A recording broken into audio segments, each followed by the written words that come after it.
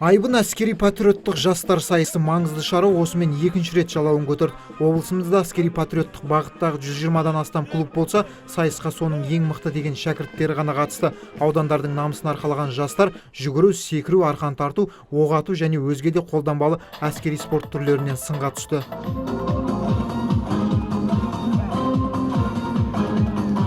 Біздің өскелең жас ұрпақты әскери патриотизмге баулу, салауатты өмір салтын ұстану, әскерге дейінгі дайындықты, әскер қатарына шақыруға дейінгі дайындық, сонымен қатар отанды қорғауға дайын болуына бағытталған іс-шара.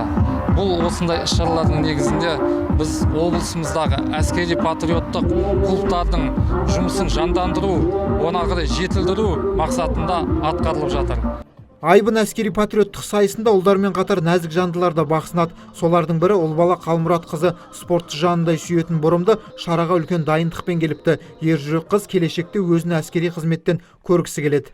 Бүгінгі жарыс өте тамаша, сондықтан да мен өзім әжемания, одан соң медицина жағынан алғашқы көмектен қатысам.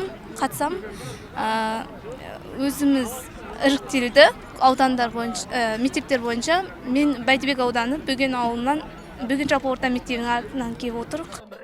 Жастардың жігерін жанып, айбынын арттыра түскен сайыс жоғары деңгейде өтті. Сыннан сүрінбей өткендер маусым айында Қарағандыда болатын республикалық бәсекеде бақ сынайды. Өткен жылы жерлестеріміз аталған сайыста 6-шы орыннан көрінсе, биыл қалайда жүлдегер атануға бекініп отыр. Жанболат Месұлы, Талғат Пірімқұлов, Талғат Қырғызалиев, ТВК телеарнасы.